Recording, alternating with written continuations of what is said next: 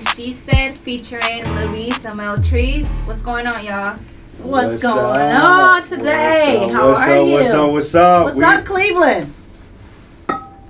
What's going on, man? It's so good to be in the building, man. This is week 3, y'all. We're glad that you've tuned in. We're getting so much good feedback. But today, man, we're blessed to be in the building with 2 amazing people, man. One of my favorite couples. We got Chris Marvell and Jazmine. They here in the building today, man. It's going down. If you're not listening, tell your cousin, your sister, your auntie, and all of them to tune in. Hit that website. Make sure they tune in live because we getting ready to go in, man. Meltrice, what's going down today, man? What are we talking about, man? 95.9 WOVU. Today, we're going to talk about marriage and finance. I don't know if y'all know, but finance is ranked amongst the biggest reason for divorce. So we got Chris and Jazmine in here. They're going to talk to us about how they handle their finances, how they avoid pitfalls in finances, what worked for them and what don't work for them. So you being nice, man. Stop being nice because you got your boxing gloves in the building today. I so do. what you gonna do with those, I'm gonna knock somebody out if they come talking about some stuff about blending all your money together and stuff like that, like LaRese was saying. I'm curious to find out what Chris and Jazmine do around finance. I want to know if they align with my perspective or if they align with your perspective. So we going there again? We going in. Okay, so you listen. You know the hashtag this week was. What was the hashtag you listen? I mean, what was they talking about with this credit thing you been talking about, man? Because what was it again? I can't. So you talked about you checking credit at the door now. So that's the first thing you have before we go on a date. You checking credit, man. Checking credit. So I'm checking credit. Well, I'm asking like, okay, is your credit score good? Because I mean, I need to know what kind of range they is. Like, if they're like below 600, I don't know. So you're not going nowhere. They can't even get in the car with you if they below 600. Oh, man. Well, I mean, that's what experts say, though, LaRese. They say talk about money matters. Yeah, they say talk about money matters before you ever think you're going to tie the knot. Oh, man. But she didn't say tie the knot. So you going a little time down the road. But you got to even have the first date before you tie the knot. Yeah, because she definitely said she ain't even going on a date without a credit score. I don't blame you. I mean, it's a part of conversation. Like how you like, oh, do you have a man? And then it's a part of conversation. It's a part of the conversation. So that car you driving outside, I know it's a luxury car, but do you own your home? Right. Mm-hmm. Do you have an investment account? Do you have a savings account? Do you have a job? Do you take care of your kids? Do you pay child support? I can keep going on and on and on. Okay, see, that's why I'm so glad Chris is in the building. Drico was here last week. I think y'all had him a little scared for a minute. He was shook a little, but then he finally came in, and JD, had his back a little. He pushed him a little. JD but was like, I'm not saying nothing. I'm telling y'all, you listen. I brought somebody for y'all today, an assassin. I'm telling you now. He relied a lot on you, Chris. But I got Jazmine on my side, so come on with it. We got our boxing gloves. So, Chris, go ahead and jump in, man. What's up, man? Talk to him. What's up, y'all? So, I mean, listen, marriage and finance, men and women often do see things a little bit differently. For sure. LaRese, I'm going to feel real bad for you, but, man, my wife is the champion of finance in our house. Go. Jazmine up in here. Now, wait a minute. Now, here's the thing, though. It's 2 sides because finance is also experience, too. Because she takes care of things, but I also push the experience of life in our house. And so, you can have a ton of money but no experience. Wow. So then what do you truly have if you have all this money and you have no memories to really account for it? So we have a really good strong blend when it comes to that. And that's good. You know what? One thing is, I think that, you definitely need to talk about it because sometimes I think when they allow a person in the marriage to just know all about the finances and something happens and the other person isn't educated. So I agree. Let who does what better do it and handle it. But the other person should be aware. You should know what accounts you have. You should know where your life insurance policy is. You should know where the bills we pay every month, how to log into the accounts.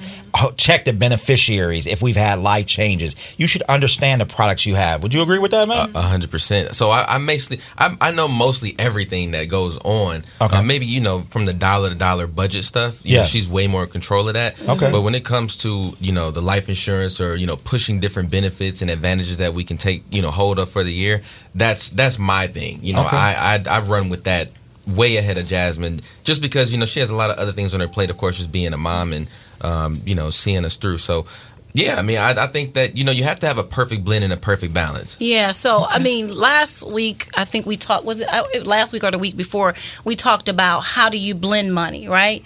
And then we talked about creating a budget, and we talked about having money dates. So can you guys talk to us about... No, you being too nice. You being too nice. We're not doing that. You being too. We not being politically correct today. We're gonna ask the question just how we posed it last time. Okay. Do you guys share bank accounts, and is that the way you should do it in marriage? Do you share all your money? Do you put it all in one pot, or do you what's your strategy? I'm curious. Chris, come on for the fellas, bro. Jazmine. We didn't hear from Chris. It's Jazmine's turn. All right, how y'all doing? What's up, Cleveland? I'm excited to be here. To answer your question particularly, we have a joint account. Our checks go into one account. All your checks from every stream? No. Okay. All right. Come on, let's talk, So the majority of our checks go into a joint account. The majority. Did you hear that? And then I have 2 personal accounts. Chris has 2 personal accounts that our money also go into. And with those personal accounts, it's kind of like our personal spending. Yeah. We can do whatever we kind of want with those accounts, but the main account pays all the bills. Those separate accounts don't pay any bills. Exactly. That's exactly how my husband and I do it. Okay, so now I love Chris and Jazmine. So Chris, because you on my blind side, I don't want you to knock me out if I disagree with your wife, man. Don't take my glove and hit me in the head with it. But that's good. So do you guys know the balances in those accounts? Do you have access to the personal accounts? So, so let me kind of jump in to that point. We only consider each other's personal accounts if we need to. Okay. Right. So it's no real need for us to, like, if in the case that I need to know what's in Jazmine's, this account, then that'll be necessary. But for the most part, we're not in that space. So if we need to be, then we communicate it. But to Jazmine's point of us having a joint account, the important part of that I found, when I was coaching couples was people don't have enough money in the first place. Right. And so then they're splitting accounts. And so I remember talking to a couple who they had split accounts and they were planning a vacation. And they were married. One person went on vacation. Oh, wow. And the other didn't go. Now that's deep. Because they didn't have enough money to pay for their own trip. Hey, hold on. Wow. But hold on, Meltrice. Wow. You said something at the office, and somebody just texted me and said prenup. We ain't brought up the prenup yet. So how we feeling about that, man? If you get married and you already have children in the marriage, or you already have assets, or your family have some wealth prior to that marriage, what do y'all feel about prenups? Jazz, what you thinking about prenups? I like a prenup. Oh, we don't have one. We don't have one. Let's be very clear about that. Okay. But if I were still single right now, and I get married later in life or something, and I already have that's tough. Oh, that's real tough. That's tough. Come on, Jazmine. Come on. Don't be scared. I can definitely understand that. You can understand 100% why someone would get a prenup, even if you decide to marry somebody. I have to agree with Jazmine on this, only because of statistics, right? But I'm going to continue to say this. I don't believe one size fits all, right? But prenups to me mean there's a expectation that there's a possibility for divorce. You know what? Daryl hit me. Our boy Daryl Johnson. He texted me like it's certain situations. There's advantages to prenups based on certain situations, and I think that's where you're getting ready to go with that. And Donna, thanks for hitting us up on social media about the prenup question. But I want to hear you. Listen, what do you think? I mean, what you thinking about that? I will have a prenup. Even if I have 2 cents. You know what? You listen, you gonna cause progress in the city. What is like? I will have a prenup. Hashtag Ulissa credit. Hashtag Ulissa prenup. Prenup was a hashtag. I did not know you better it have was some a money. hashtag. I mean, what we doing? Ulissa don't play. If I had 2 cents, we would do a prenup. Okay. Just you gotta protect what you brought into the marriage. If I have this headphone when it's broken, I'm still doing a prenup. Oh wow! You know what I'm saying? Like, I don't know what to tell you. In my tongue, I don't know. Oh man! I feel you. So I mean, I get that. Like protect what you brought into the marriage, and then what you guys accumulate don't together. Don't you men protect yourselves? Belongs to with the marriage. Yeah. You guys have I hidden didn't come in with accounts. much, so you know. Yeah. That's a big difference. But if you came in with a lot, then would your perspective about prenups be different? So I love to share. So I'm a giver. Yeah. So you know what I mean. I agree with you, Chris. And that's how I am. So I love to share. I can't. Yes. I wouldn't. If I had this, you know, whatever I have, and I wasn't sharing 100% of it, or if I passed away and I'm only thinking about my family, you know, my mom and everybody else, and not my wife, then what was my marriage in the first place? Was it really? Was I all in? Yeah. That's how I think about it. Yeah. I agree. But divorce can be sloppy though. Like you think you know a person and then you get ready to start splitting up and divorcing and you like, did I know this person? Right. Yeah. And you haven't protected yourself. Then they trying to get you for everything you have. And then you end up with nothing after the divorce. So it's like, I think it's Meltrice, a means of protection. I agree, and I think though, kind of what Chris started off with saying is based on, and I know how Daryl thinks from a financial perspective. We talk about stuff like this all the time, but I think it's based on the age you come into a marriage, the assets you've accumulated. yeah. Do you have kids? Are you bringing kids? Right. Do you need to protect their legacies? Because now you get married, somebody doesn't have children, you have 4 or 5 kids, and you have properties, investments. Now, should they get everything, or should your kids be left with something you know, were to happen to you unforeseen? But then you have wills. Yes, you have wills. Yeah, absolutely. And I'm wondering, I mean, we'll talk about that in a future show, but wills can protect some of your assets as well. Yeah, no, you're right. So yeah, I don't know. That's a tough, you know, and exciting, hot topic. So let me ask y'all this, Chris and Jazmine. So you guys say you have this operating account that you put, you know, a lot of money in, and this is for your shared expenses. She's not gonna lead us. How alone. do you? No, seriously, because this is gonna help somebody today, and we're all about helping people Let's do it. and avoiding divorce, right? Absolutely. Money is one of the number one causes of divorce. So let's be real. Let's be uncut. So how much of your money goes into that account, Chris? And we can talk percentages, not dollars. Okay. Jazmine, how much of your money? Is it 50-50? Is it allocated based on how much money you make versus how much she make? How do you guys fund that account? I would say 90% of my money goes into that account. Yeah, I would say 90% too. Wow. Man. So what is that account? Does that account? 90% of our money goes into our joint account and our savings account. The 10% goes into our just frivolous money account. She said savings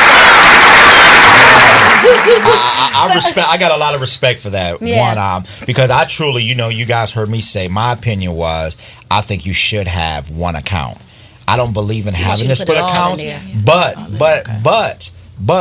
I think if you have an understanding and you communicate with each other and you set goals with each other, you eliminate debt with each other, you invest with each other, you build each other, I don't think it's nothing wrong. I think I'm being swayed a little to having that additional account with a little money for you to do your own. Because one thing I don't think a woman should be treated like as a child. So where all her money is being put in one place, and now the man is like, why are you spending that $5 on that? Why are you going to do this? Unless you know y'all just can't pay the bills. But you should allow her to be her, spend what she wants, you know. So I think that's a good thing, and I think Meltrice, that's why the money talk is important, right? And that's why I emphasize budget, talk, right? Because one thing we have to figure out is, first of all, if you make, so I'm gonna give you a quick example. If you made $100,000, Chris, and Jazmine, you made $100,000, right? So together y'all make $200,000. Okay, so do you put 50%?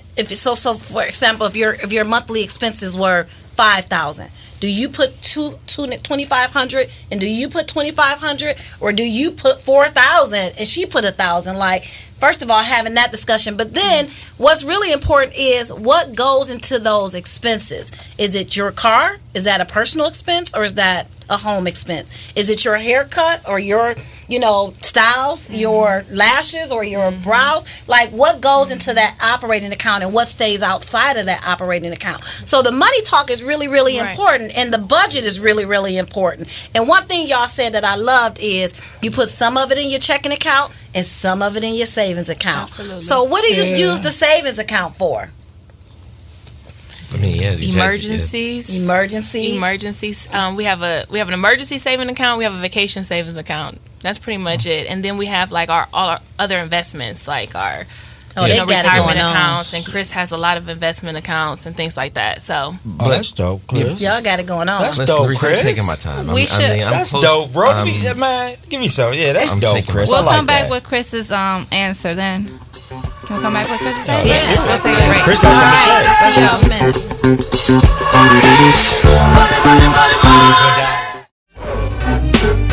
Cleveland is one.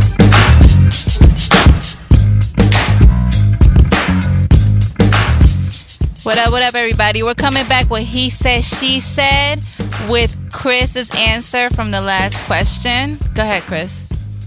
So, yeah, we were just discussing, spending money, when it comes to, joint accounts.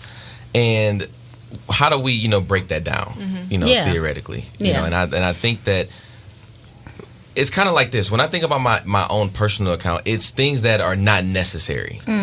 So, if I want to, if I want to go out and buy some shoes, that, may not necessarily be in the budget, I can go do that. Did you say budget? Oh, I yeah. love it. Okay, go ahead. Because here's the thing. Here's the thing about me is that I grew up without the knowledge of a budget. Right. I just knew that my mom had, 2 pennies to rub together and she made it happen. Yes. So it wasn't necessarily a budget to be had. It was, I got this much money and I'm just trying to make sure that we eat and keep a roof over our head. That's right. So I didn't grow up with the discipline of a budget until I got with Jazz, who grew up, with her mom owning the business, her parents owning the business, and just having the systems in place. So wow. I was a bull to be reined in when it came in early. I mean, he does right now though. Yeah, he was. I mean, Chris is spontaneous. He's a spender. He's a giver. Yeah, naturally. So I can tell. It's like, babe, like, stop swiping the joint account. Like, right. Why are you doing that? That's not in the budget. Right. So that's how the separate accounts were even born, though, because it was like, okay, we're overspending out of our joint account. We're going outside of our budget because you think you could just swipe.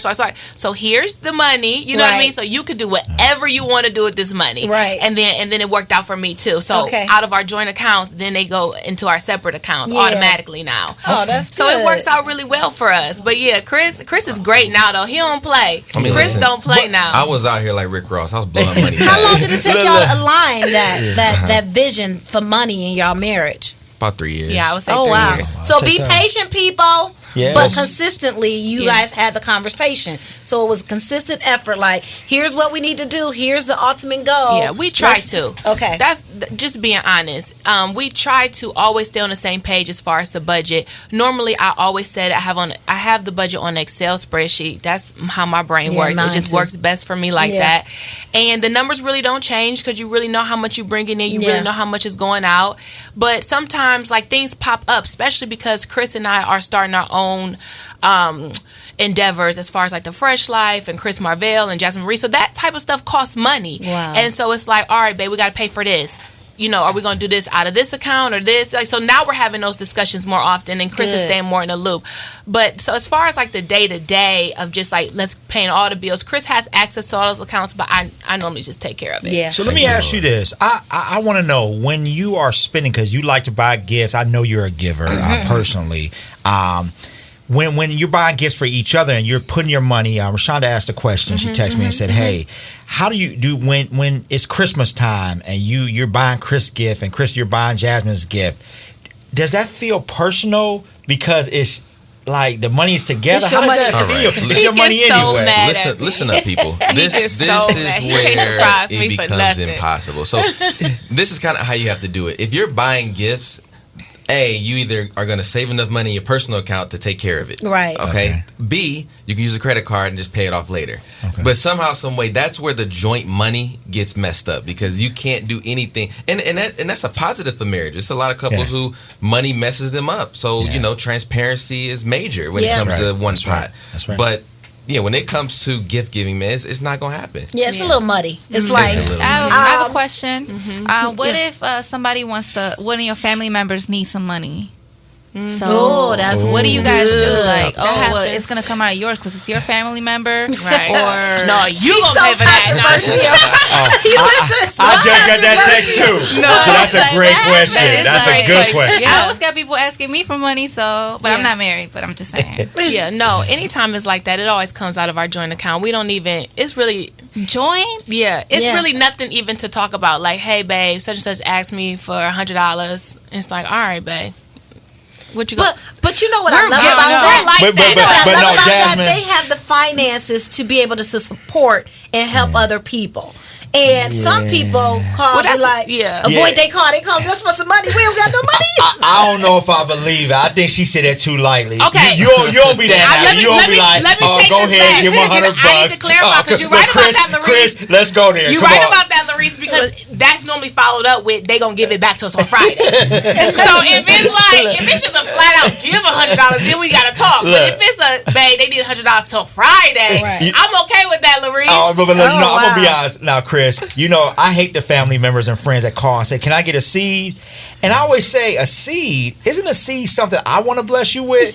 When you call them to ask for money, that's not a seed, right? No, that's not a So seed. Chris, That's like, a hey, donation. that's a donation. Well, first of all, I Let me don't get a think you should. donation. I don't think you should give money you can't lose. I don't I think you should agree. loan money you can't lose. That's right, that's so right. when people call me and ask me for money, I'm like, I can't give you $500, but I can. I mean, I can't loan you $500, but I can give you $100, and maybe you can go call 4 other people to give you $100 to get to your $500. Right. And then, like, when people call me, I'm like, so you need this money for what? So how are you? People hate calling me because I'm like, how are you going to avoid this happening again? I want to make sure you have a plan so you're not calling me next month for another $100. So let's talk about what it is, and then oftentimes I'll say, oh, you need to pay your rent. Give me your landlord's information, and I'll send it to your landlord. wow. That's Yeah. a lot. People don't Because call I you don't no want more. grown That's a folks lot. calling me asking me. But you know what? I've heard that in church though. You know, Pastor Vernon has said that before, that when you call and ask me for money, like that gives me permission to get in your business. Absolutely. It So gives me now, all if you your ask me for business. $25 for lunch or gas money, I'm not about to ask you how's your credit score. Like you listen, I mean, You know, listen. I'm not God. doing that. You listen gonna be like, No. let me know your score. I No, want to the make thing sure you is, got good I was credit. taught, my family told me, if you're gonna lend out money, you just thinking that you're gonna lose Never it. get it back. That's Yeah, 'cause, right. like just like, oh, if it's $100, then I'm probably not gonna get it. I probably am. So it's like, if you're gonna lend out money, make sure you have to like think about getting it back or Yeah. not. Right. But I'm in So the I mindset think- of being a cheerful giver. I mean, because I think that's that right. if you get into the whole inquisition and the confrontation of it, then how much cheer is it? I mean, because it's one thing, like, not having something is also expensive. It costs you your pride. It costs you a lot to call somebody to ask for something and to then have to answer 10 questions when if you have it. See, the thing is, if you have it That's right. to give That's me, right. then don't make me feel less than by asking me 10 questions. And I get that. I understand. But at the balance. end of the day, I think some people can be take advantage of you. That's fair. And some people, like, I will see people, asking to borrow money, and then next time I see them, they don't say nothing about my money, but they got a new pair of shoes on. Those people are getting questions. Oh, Belcher, how from me you too, feel about yeah. your uncle at the family reunion? He give you a hug, he owe you $1,000. Are you okay Don't with hug that? me. Like, Don't hug me, 'cause he you act dapping like you you up like, hey nephew, You done forgot you owe me $1,000. What about my $1,000? Right. That's why we don't know money. Yeah, no, So, that's right. So that's I right. understand what you're saying, Chris, but I hope you understand what I am a cheerful giver. But I believe when you're giving cheerfully, you're giving because it's your desire, not because someone continues to ask you that have not done the hard work. Right? They have not budgeted. They spending their money frivolously. They, not prioritizing, and then you want me to give you the money that I'm saving for things like that, emergencies and different things like that. So I'm a little challenged with that. Jazmine, what I are was your just thoughts gonna about say, that? My mom has always taught me, and I want to get here. This is my life goal. This is how my mother operates. She does not loan money at all. She only gives money away. And because it's too much of a hassle and relationships get ruined, and so she always say, don't loan money, just give it away. Yep, that's how so I that's am. how she lives her life. So I think that's a big way to go. What if you don't have it to give away? Exactly. Or then you can probably just do what you can. Like, I can't do 200, but I can do 30 or whatever it is. Yeah. But you know what, Jazmine? I just want to make sure y'all understand. If you just called in, we got Chris and Jazmine in the building, one of the best couples in this city. I'm having a good time with y'all today. And they going in, they being honest and vulnerable. And I mean, I'm loving because Chris, right now, we on the same side, so I feel good. I don't know about that. You know, but y'all, Jazmine. I got my girl she ain't Jazmine look over on here this- yet. on- You on know, the she. side. I think we disagreeing on some things, but and you listen to a problem starter. No, I'm not. What are you talking about? Chris, you kind of feel me Yeah, I like do. she not. caused a little She problem in the controversial. building. Look. We got boxing gloves I love in the building, y'all. But I'm a segue into this discussion of debt. Okay. Right? Because, like Ulysses said, like, let's have the conversation. I agree. Let's have the money conversation. Let's put a budget together. And some people are going to put all their money in one bucket. And some people are going to have personal accounts on the side. But how does debt play into that? Because 9 times out of 10, at least one of every couple comes into the relationship with some kind of debt. So should you get it married? Can be student debt, student loan debt. It can be, cars debt. It can be all kind of debt. I think it's like understandable debt because when I teach financial literacy, I always say there's understandable debt, and that's your house, that's your car, things you're going to continue to get. But the credit cards, I think those are the things that aren't understandable. Mm-hmm. They cost you. They make you have to get a second job. They make you pay for stuff 10 years from when you bought it. Mm-hmm. But I would say what debt is acceptable to then jump in the broom or getting those vows, setting those vows with each other. Mm-hmm. And then how do you handle it once you decide to move forward? That's what I want to know. Yeah. Like, Good do you pay debt out of the operating account, or do you pay your own But you're debt not out of married your yet. personal account? I'm saying it before you're married. Oh, you're saying before. Okay. Before. So if answer I'm his gay- before you're married, but then answer my after you're married Yeah, All question. right. So for me, before you're married, what's acceptable debt? I mean, debt that it's okay. I can totally understand that. Of course, student loans, car, if you have any type of property or house that you live in, like that's understandable, right? That's right. Then to come into the marriage, also like, oh, you got 10 grand in credit card debt. Okay, like I feel like then that should be on you to pay out of your.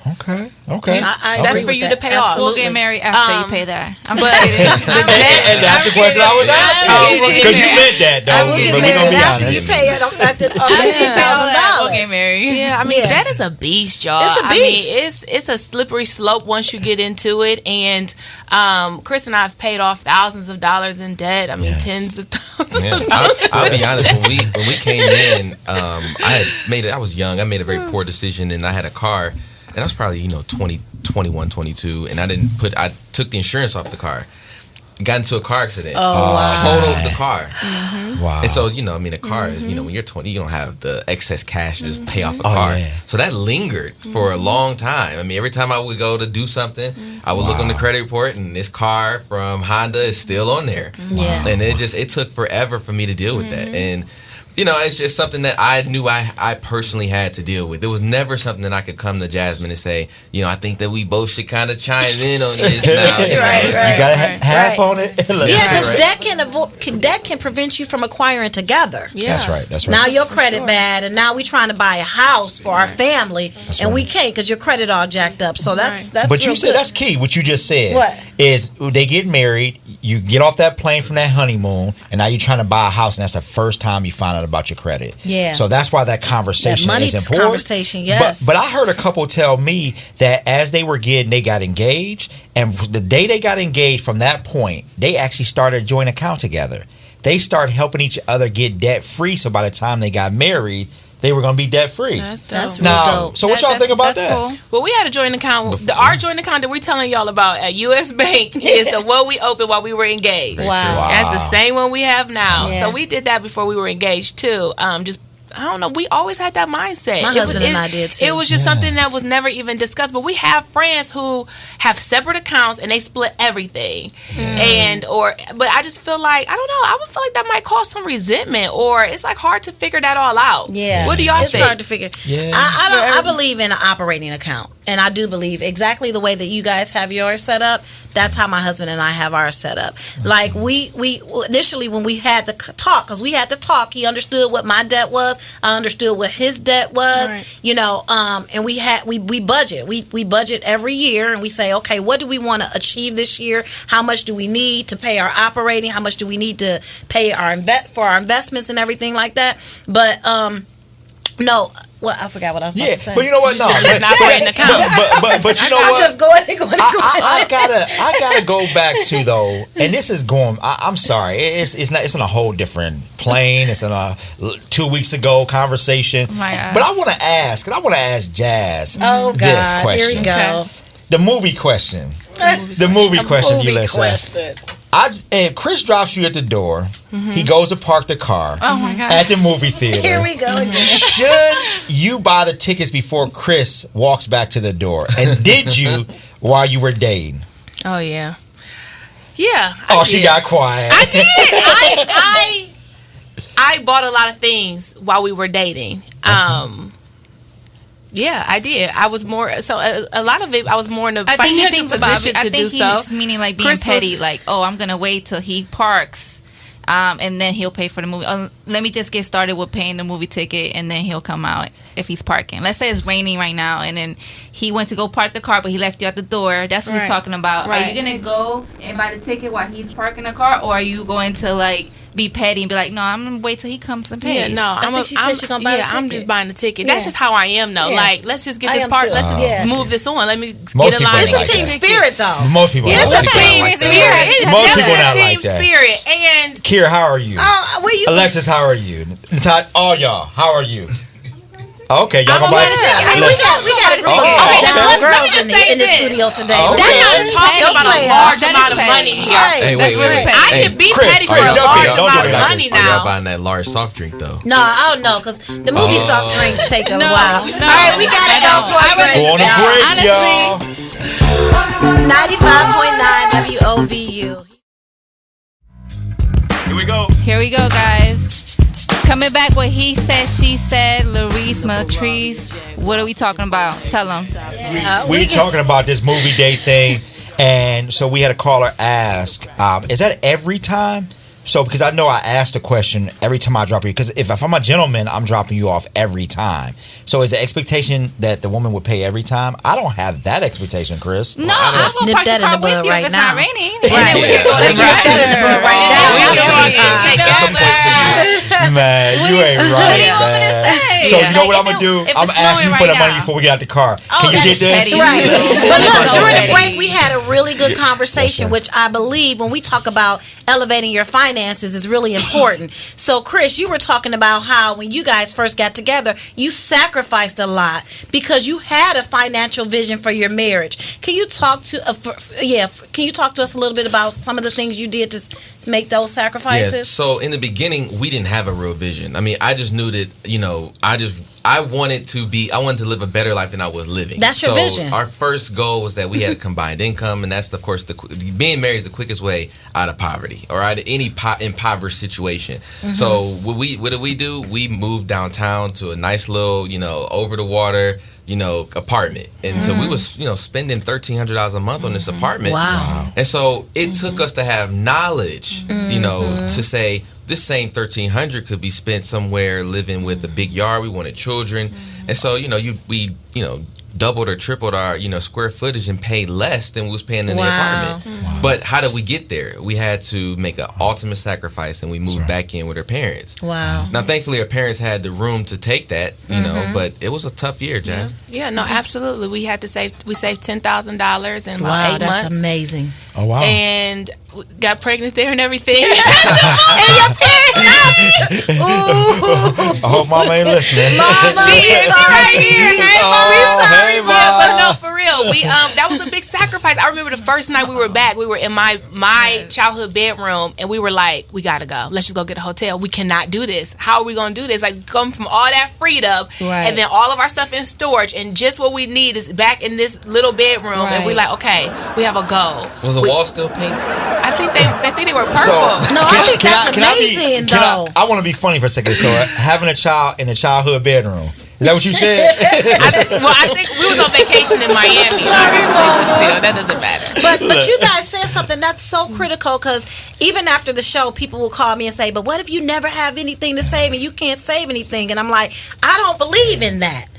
There are sacrifices you can make in order for you to realize your bigger vision. Yeah. And if that means moving back in your home with your mom, if that means getting a roommate and sharing some expenses, there are options. You should not be making an excuse as to why you can't save, as to why you can't invest, as to why you can't handle a $400 emergency based on statistics, like most people when it comes up, right? Yeah. So and like Dave Ramsey, what he says, live like no other so you can live like no other. Right. And what, I'll be honest, we got Chris and Jazmine in the building today, and I'm so glad we invited you guys, because you are truly who I thought you were. Yes. And just hearing your stories, spirits are awesome. You know, it's so consistent with what I see you guys put on Instagram, share to help people, and just to hear your stories, the sacrifices you made. Because I'll tell you honestly, because we all family here, and I'll tell you, I did that when I relocated to Cleveland. I'll never forget. You know, me and my family, we moved into a 2-bedroom. I built a house in Toledo and moved back here and lived in a 2-bedroom, but it was with a goal, and I'm making 6 figures at that time, and it was with a goal that, if again the motto, live like no other so I could live like no other. I remember my boss came to my house and was shocked, like, this is where you live? It was in a good neighborhood and all, but he was shocked. He's like, LaRese, I know you can afford more than this. And friends would come over like, this is small. Like, we used to come to your big new house and all that. I said, guys, I'm setting my family up because I learned some lessons that I would make sure I position us that we never want again. So that's a good segue into the conversation, because they say it's better caught than taught. Yes, that's right. If things are better caught than taught, let's talk about how do we then transfer that information, that knowledge to our children, so that our children can avoid certain pitfalls and they can start at the front of the line or in the middle of the line as opposed to at the back of the line. Yeah, transferring knowledge is a really big deal when it comes to, improving generations. Because if you truly consider that the only way that you can change a generation is by telling stories. Yeah. I mean, if no one talks about the hard stuff, then how can the next generation grow? So that's right. I can all I want to tell my my 5-year-old and my 2-year-old as they get older, man, me and mom, we've always had this and this. You need to appreciate all that we have. And I can tell them that, but what is there to learn from that? Right. Instead of, telling them that, hey, listen, man, your grandma, she used to struggle, and man, I used to see it, and then, your grandfather, he had some hard times, but, with some hard work, your dad and your mom, we put in. Now that's a growth mindset. That's right. And it allows him to see that this is not guaranteed. Right. And what about saying no, Jazmine? What about saying no to our children? I'm amazed at broke people when I see their children and their children have on Jordans or stuff that, why are you buying a child that can't walk Jordans? Right. And then as they become older, Did you say just they can't walk? They can't even walk and they got Jordans on and you broke. Like, let's be real. But then when they get older, now they've become accustomed to having those types of things. So now they're asking. Right. Without working hard for anything. Right. And you're going broke, spending half of your money on their clothes and their shoes. Right. What about saying no? You need to work for this. Exactly. How does that play out in your marriage and with your children? Right. Well, our 5-year-old, he wants for a lot. He is really into sports. He's into professional athletes and see what they wear and things like that. Right. So Caleb just very recently wanted a Kyrie jersey. We went into a store. He just, was kind of tearing it up, like showing out a little bit. And to the point I was just looking at Chris like, just get the $70 jersey. Like, I'm like, this is, let's go. Like, and Chris like, no, absolutely not. He was like, Caleb, I will bring you back here in exactly 2 weeks, but in 2 weeks, this is what I need from you. That's right, you do your Chris. chores. He made him do chores, and he made him have at school they get a behavior chart. If he's on STAR so many times, I think Chris made him be on STAR 7 times. So half the time you had to be on STAR. And Caleb did it, and every day he was motivated. Dope, he wanted to do it. He like, whatever you tell me to do, Ma, I'm gonna do it. Because all I had to say is, you want that Kyrie jersey? Right. Yeah, but they learn how to work hard for something as opposed to having expectations. People talk about, sometimes, a lot of times I say, I ruined my children, right? Because I came from very little. And I wanted them to have more than I had. And oftentimes, I didn't make them work for it. So at a point, I felt like they were feeling like they were entitled to certain things. So I had to shift really quick. We have my daughter in the studio today, so she can speak to that shift and how it impacted her. But I love the ideal of teaching them young, one, how to work hard for what they want, two, how to save, but then even how to give back. Yeah, Yes. and you know what? And I say that, you know, because I feel the same way. I, you know, dealt with being homeless growing up. Yeah. So with my children, they get on my nerves sometimes, Chris. You know, because I look at they've not had a struggle in their Not lives. one struggle. You know, they don't know. You know, if I don't take them out to dinner every weekend, they with me. It's like it's a problem in the building. And you I know? ate syrup sandwiches And, growing you know, up. Look, I we ate made ketchup the sandwiches. we made the original Pop Tarts, the saltine crackers with the jelly. Put them in the oven. That was a Pop Tart. wow. Oh, y'all don't remember Fancy. that? Y'all remember the water in the cereal? No, I don't know. Look, Jazmine, No, I grew up with money for real. Yeah, Jazmine grew up with money. But I remember making milk with powdered milk. So don't play. Oh, the block with cheese. powdered That block cheese was the best cheese. Oh, it didn't Man, melt I though. would pay somebody for some of that cheese right now. But it didn't melt.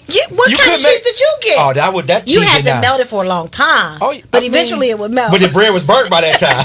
Eventually it was milk. But you know what I think about my children though, because there's a balance to everything, and I hear you, Meltrice. Like I've taught my kids the importance of money, saving. Like they've had an account since they were little. They've had life insurance since they were born, things of that sort. So they get nice stuff. Yeah. But they still have a balance. When I take them in certain stores, you know, my daughter, like we were on vacation, we went in the Gucci store, the Louis Vuitton store, and all that. And she's like, "Oh, that stuff is nice, Dad." But she's like, "You work too hard for us to spend $3,000-4,000 on a bag." Right. She's like, you know, she's like, I She's get reasonable. it. Yeah, she's reasonable. Now she likes nice stuff. Don't get her wrong. My little girl likes to dress.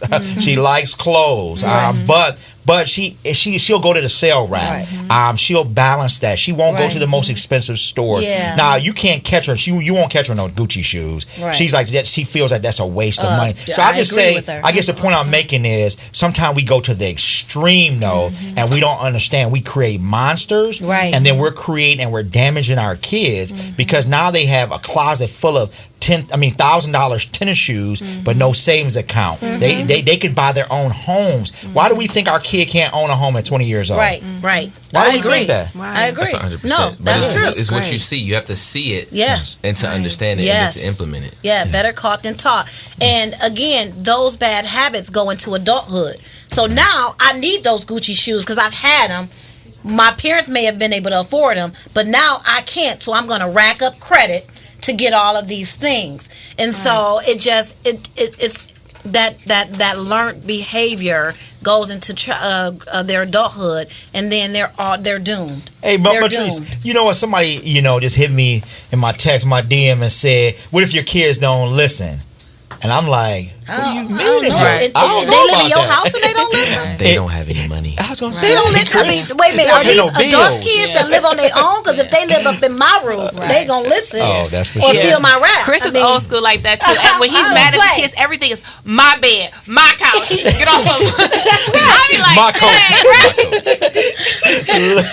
I'm letting you borrow. Like, no, this is not your room. I'm letting you borrow this room in my house. Right. Latrice, I told my son when he was first born, I said, "You can't get no tattoos because it's my skin till you're 18." I know that's right. I feel you. I love it. Now you guys are somewhat young, but I can feel like you have more of an old school mentality when it comes to savings, when it comes to marriage, when it comes to rearing your kids. Yeah. So, Are you guys ready for a call? oh yeah, Okay. come on. Hold on one second.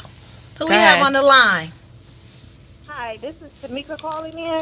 Hey, Tamika. Hello.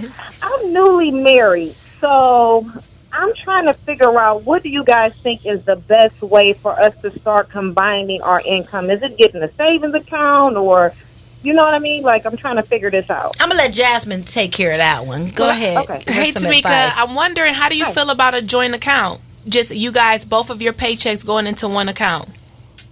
So I'm not opposed to it. I'm just trying, you know what I mean? Like, this, I was married before and I didn't go that route. So I don't want to be scared and say, like, I don't want all my money going into the same account because now we're married and we are one. So I don't know, like, if we should get, like, savings accounts or, should we get like a separate account and still have our own account? Like, what do you guys think about that? I think what brings together some oneness is having that joint account, and you guys like do a percentage. Like, okay, what is the budget? How many bills do we have? What needs to go out in order for us to survive, including grocery and gas and all of that? Put that all in that joint account, and then whatever's left over, y'all can divvy it up into y'all's personal accounts. So maybe doing something like that.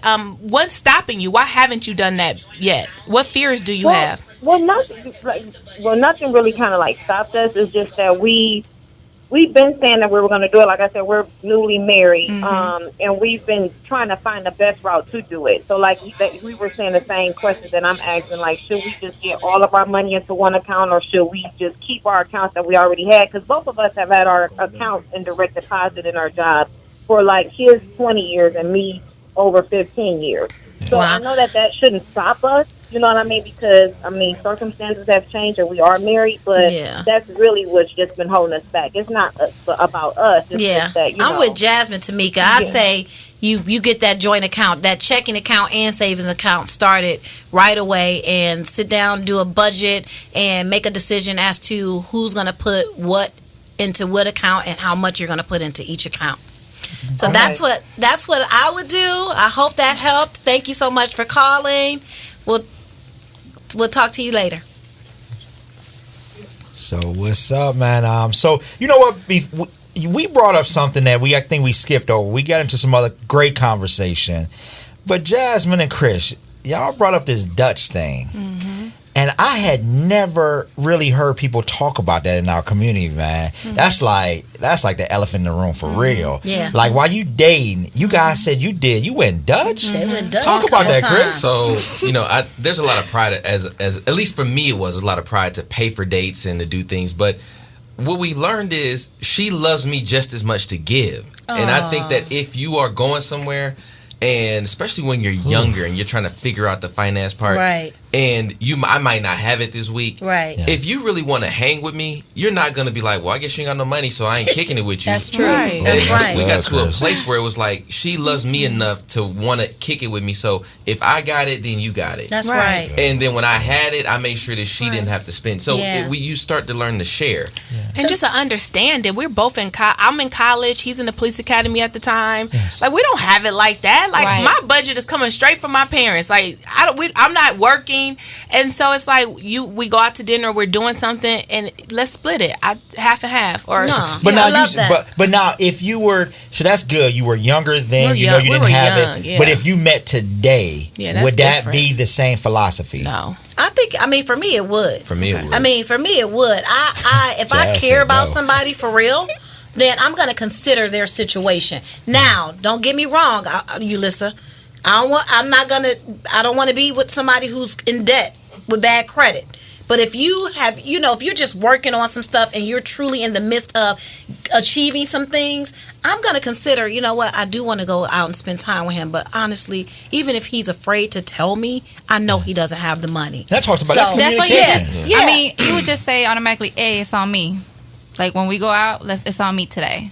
And you just take care of it. But it all depends with who. Like, you just can't with anybody. Well, not with anybody. And you know what? Now, first dates, people are taking people to, like, coffee shops. It's not going out to eat no more. We're going to coffee shops that's now. The new thing? Because, like...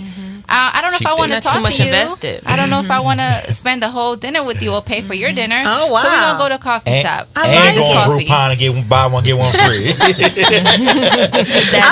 going to ask a question that might cause a lot of controversy. So goodness. You guys can determine whether or not you want to answer it. But who makes the most money in a marriage? Oh, that's good. That is a really good question. My wife does. Woo! Oh, wow. Hey, Chris. I wasn't going to say that. That's a real man, I have very little ego, though. He does. Chris is... I have very little ego. Chris is what you see is what you get. Yeah, that's what I love about him. Because, the thing that I found out in my 34 years here is that there's a lot of strength in being forward. As long as if you can stand in front of the controversy, whatever it is, if you can stand in front of it, then no one has any power. So it's been very easy to say, we're not talking about that. But the truth is, like, my wife has deserved to earn what she earns. That's right. That's just the truth. Like, she deserves to earn what she earns. It's no right. This is not 1955 where I need to make more money, and if she's making more, then she need to quit her job. Or you feel less of a man. I feel less than. No, I feel empowered that my girl is powerful woman. She's making this, and she makes a difference in her business. Like, that's dope to me. That's dope to me. No, but I think that goes back to where y'all talk about having those joint accounts. So it doesn't matter who makes what. Y'all sharing it anyway. The bills getting paid. You building wealth together. It's one big pot. So that's a blessing, man. That's good to hear that. But the women, we talked about this yesterday. Women are lead now when it comes to the professional earning world. Potential. Earning potential is amazing for you guys. Yeah. So there's about to be a transfer. There I have is a question a transfer for Jazmine, of wealth. real quick. Hold on. It doesn't bother you? That you're making more than him? No, and this is just right now. It's been times in our relationship where Chris has made more. Well, but there's been times in our relationship where Chris has made more money than me. So, and the other thing is, he brings so much to the table as far as, like, I wouldn't have any type of investments if it wasn't for him. Like, he understands like stock market and all of that, which is way over my head. He also he has a risk taker. So every business we've created has been birthed through him. Wow. And so it's endless for him, and I just know that this is just right now. Yeah. Wow. That's very understandable. That's big. Yeah. He's more business minded than me. We're going to go ahead and take a break, man. Thank you for you just tuning in. I want y'all to call the request line 216-271-0959. Catch y'all in a minute. Stay tuned in. She said. Back where he said, she said, and we got a caller on the line, Donna from Cleveland. What's going on, Donna, what you have to say about this marriage and finances? Hi. What's up, Donna? Hi, not much. How are you guys doing? Good. What's the question? What you got for us? Well, it's more of a comment because I've been listening, LaRese. Okay. And I just wanted to say, the information is great, etc., but there's a trust factor when you've been married 5 or 6 or 7 years down the road and one of the partners drops the ball. One of the things that I did in my previous marriage was I had my account, he had his account, we had the joint account, and then what would happen is that when it came to bills and mortgage time, I would write a check, put it in the joint account. He would write his portion and he'd put it in the joint account, and this way everything was protected. So when he dropped the ball, years and years later and got himself into some trouble, that I was still protected on my personal assets. And that's again when I said about prenuptial agreement. If I had not had a prenuptial agreement in place at the time, I would have lost my parents' estate. You know what? Thanks for calling, Donna. We're going to respond to that. That's true though, Chris, Jazmine. Mm-hmm. You can have one partner fall off for whatever reason. Facts. or doing something, or like maybe having a gambling problem or something like that. That can happen. Yeah. So what do you say if something like that happened? What kind of advice would you give to somebody? Well, first, it's a part of the marriage. It's just a part. I don't think that you can protect yourself against everything by paper. Right. I think some things you got to work out spiritually. You got to work out. You got to communicate this thing, work through therapy, and money may be, something that becomes a casualty, but it don't mean you can't come back. That's right. I agree. But I think absolutely. I think to make that, like I got to protect my assets and my estates and stuff, and I'm gonna put. You don't put paperwork around your heart. You put paperwork just around your money. So why not do the same? I'm saying like we don't view it that way. Why is money so much more personal than how we treat our relationship? But you know what, Chris? Because one thing, just knowing Donna and the situation she's talking about, because she shared that with us before, is she in that situation was a little more deep. So Donna's situation is not the average situation.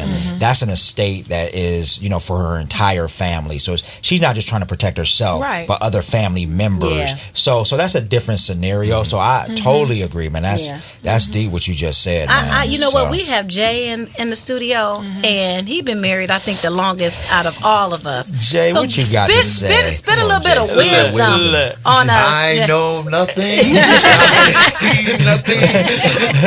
Look, what you got, Jay? Drop us some knowledge. I'm gonna drop the station ID, and then I'm gonna go back. This is great. This is awesome. Yeah. I was kind of like my brother a few minutes ago about if you get married because you're in love.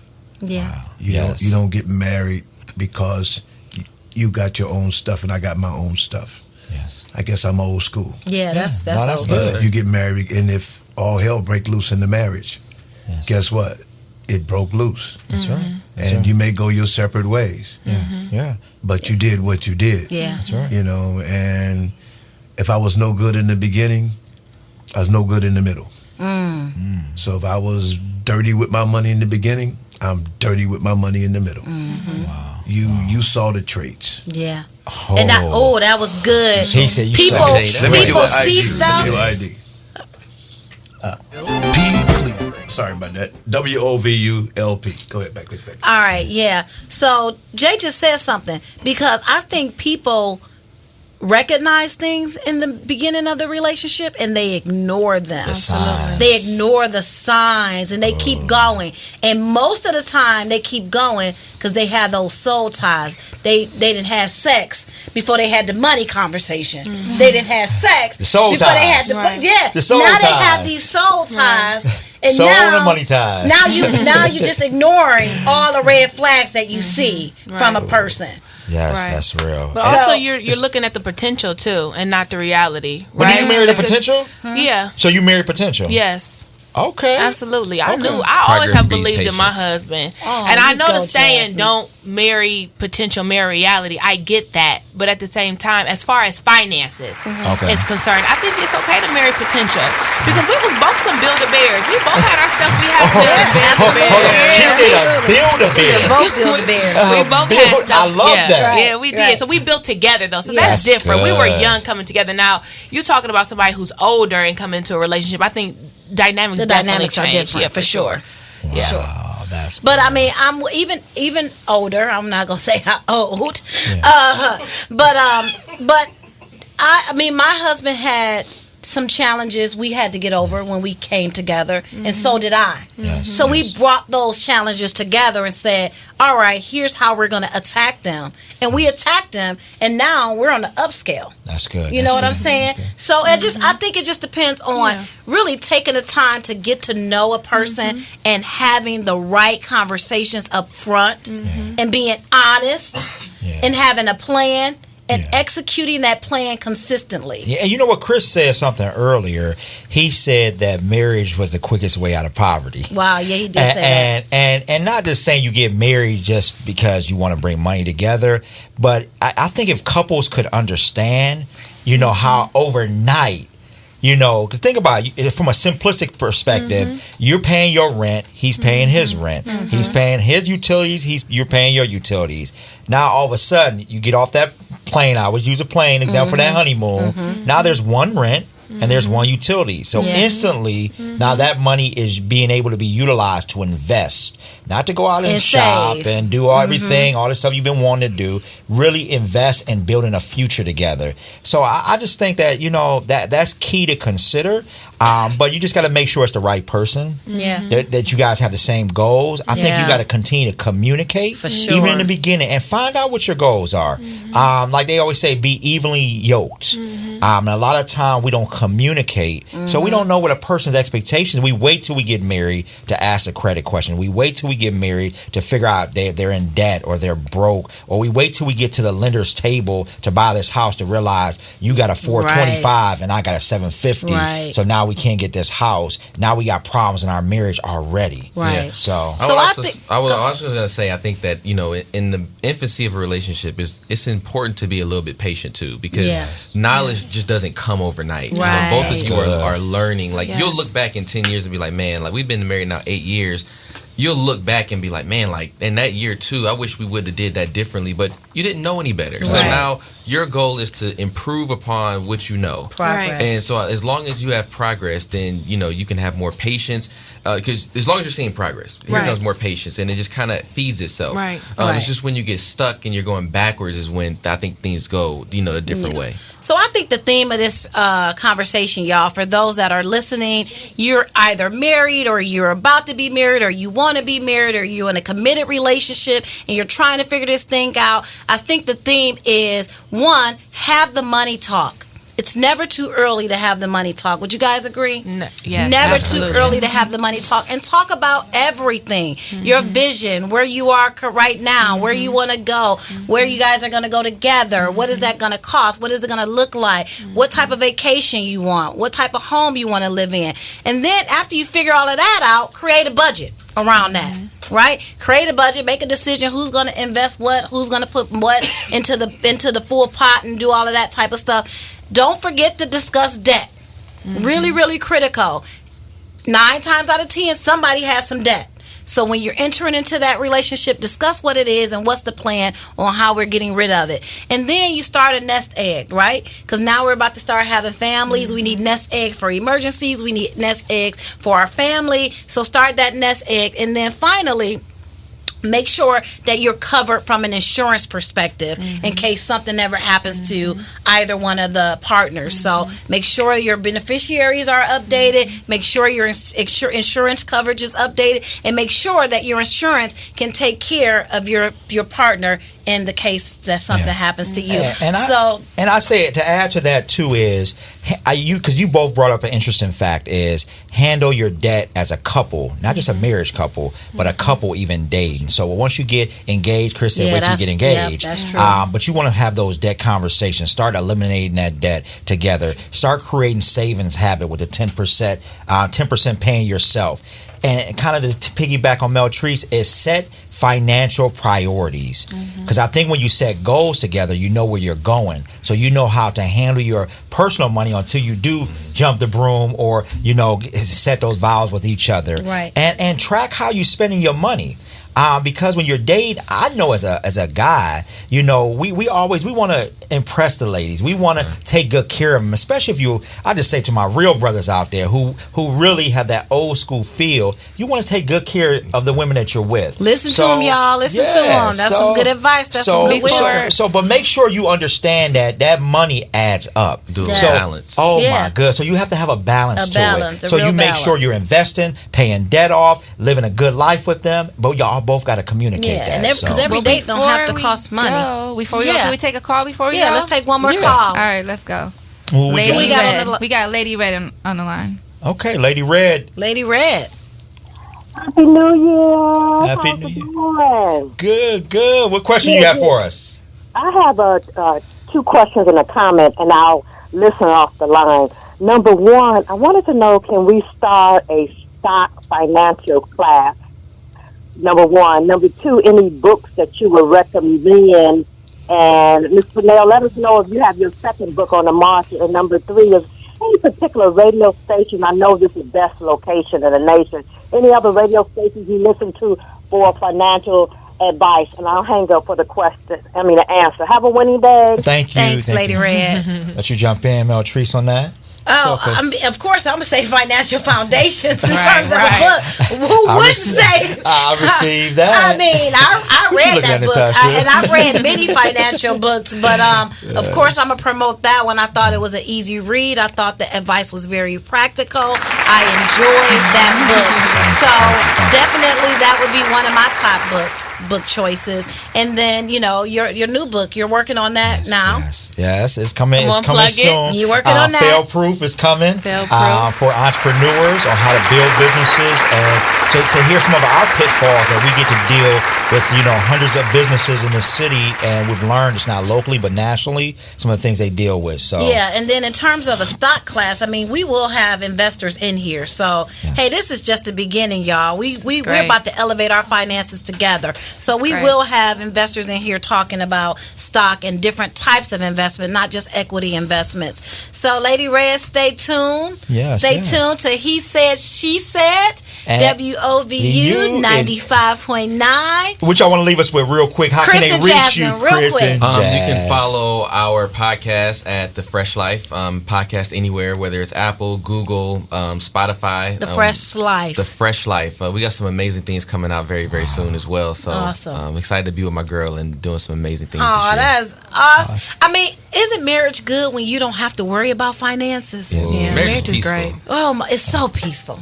What you got, Jazmine? Awesome. What you got for us, Jazmine? Where can they follow you at? Where can they find you? On all my social media platforms, my handle is at Mrs. Jazmine, Jazmine Marie. And I would love to, especially all my ladies out there, for you to follow me. I'm always promoting nothing but health, wellness, wholeness, taking care of ourselves. So it's all good. It was all good. so fun having you guys in the studio today. We'll see Thanks, y'all Chris and Jazmine. Take next care. Friday. He said, she said, WOVU. It's all bad, it's Catch all y'all real. next week. I ride in some big tall hills, big fat checks, big large bills, run out, flip like 10 car wheels.